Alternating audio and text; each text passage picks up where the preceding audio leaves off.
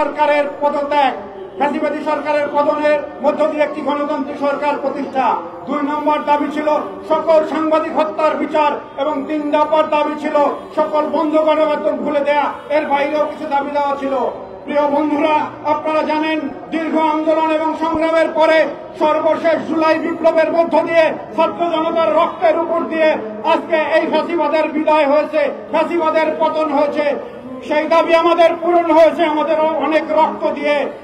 আবু সাইদ সহ সহস্রাধিক ছাত্র জনতার রক্তের উপর দিয়ে আজকের গণতন্ত্রের বিজয় হয়েছে। কিন্তু আর 2টি দাবি এখনো আদায় হয়নি। তার একটি হচ্ছে যে সাংবাদিক হত্যার বিচার এখনো হয়নি। আমরা এই উপদেষ্টা পরিষদের কাছে আহ্বান রাখতে চাই, অবিলম্বে সকল সাংবাদিক হত্যার বিচার করতে হবে। এর বাইরে আমরা কোনো কথা শুনতে চাই না, কোনো টালবাহানা আমরা শুনতে চাই না। আমরা 16 বছর যে দাবি করেছি সে দাবি থেকে এক চুলও আমরা নড়িনি, এখনো এক চুলও নড়ব না। সাগর রুনি সহ 65 জন সাংবাদিক হত্যার বিচার করতে হবে। এরপরে সকল বন্ধ গণমাধ্যমগুলোকে খুলে দিতে হবে। প্রিয় বন্ধুরা, আজকে অনেক রক্তের বিনিময়ে দেশ স্বাধীন হয়েছে।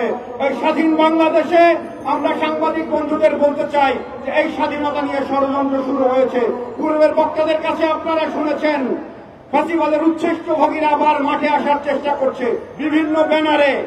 আমরা তাদের হুঁশিয়ার করে দিতে চাই, অনেক টালবাহানা করেছেন, অনেক খেলা খেলেছেন, এখান থেকে বিরত হন, না হলে সাংবাদিক সমাজ সিদ্ধান্ত নেবে আপনাদের ভবিষ্যৎ।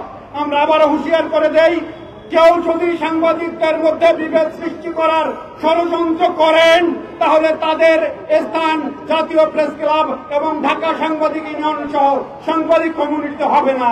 সুতরাং ফিরে আসুন, শুভবুদ্ধির পরিচয় দিন। আসুন সাংবাদিক বন্ধুরা, আমাদের দাবি আদায়ের জন্য আমরা দীর্ঘ 16 বছর রাজপথে আন্দোলন করেছি।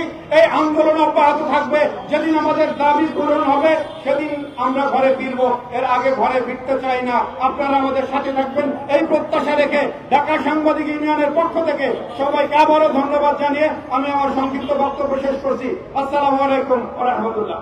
আজকের এই সমাবেশের প্রিয় সভাপতি, সম্মানিত সাংবাদিক নেতৃবৃন্দ, মিডিয়ার বন্ধুরা, আমাদের সম্মানিত নেতৃবৃন্দ এতক্ষণ অত্যন্ত চমৎকার ভাবে আজকে সভা এবং বিক্ষোভ পূর্ব এই সমাবেশে মূল উদ্দেশ্য তারা ব্যাখ্যা করেছে। সাগরণী নৃশংসভাবে হত্যা করা হয়েছে। যে সরকারের সময় হত্যা করা হয়েছিল, এই হত্যাকাণ্ডের সঙ্গে তৎকালীন শেখ হাসিনার অনেক প্রিয়ভাজন ব্যক্তির সঙ্গে যুক্ত ছিল বলে অনেক মানুষ মনে করে।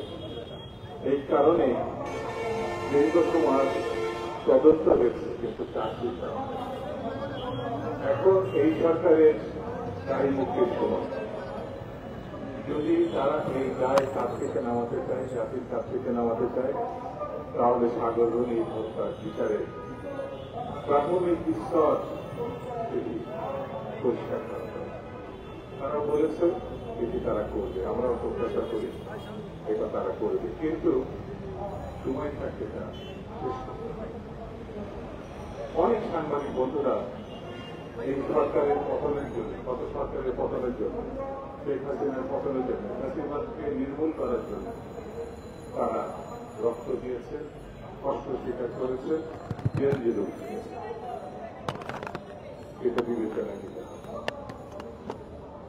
ছাত্র জনতা যে আহ্বান রাস্তায় নেমেছিল, সেখানে দেশের দিন হিসাবে গুরুত্বপূর্ণ দুটি দিক, জীবন উৎসর্গ করা এবং তার সপক্ষে দেখায় তারা সেই দায়িত্ব পালন করেছে। সাংবাদিকরা জাতির বিবেক, সেই বিবেককে যদি মুক্ত না করা হয়, অর্থাৎ কালা কানুন যদি বাতিল করা না হয়, তাহলে দেশের কি পরিস্থিতি এটি তুলে ধরা হবে। এই সরকারের কাছে সাংবাদিক বন্ধুরা যে দাবি জানিয়েছে, আমি আমার দলের পক্ষ থেকে, আমার নিজের পক্ষ থেকে সেটি সমর্থন করছি। বন্ধুরা, সঠিক সময়ে সঠিক সিদ্ধান্ত নেওয়াটা খুব গুরুত্বপূর্ণ। এখন ঐক্যবদ্ধ থাকা খুব জরুরি। যারা ঐক্যবদ্ধতা বিনষ্ট করবে, বিভেদ সৃষ্টি করবে, তারা ফ্যাসিবাদকে ওয়েলকাম করবে বলে আমার ধারণা। সেই জন্য যারা নিজের কাজ বাদ দিয়ে সাগররুনি হত্যা এবং সাংবাদিক বন্ধুদের যে হত্যাকাণ্ড, তাদের বিচার দাবি নিয়ে যারা মাঠে নেমেছে, সেটিকে বিঘ্নিত করবে, আমি তার কাছে বিশ্বাস জানাই। এটা ঠিক হচ্ছে না, এটা একেবারে অন্যায় সপক্ষে কাজ।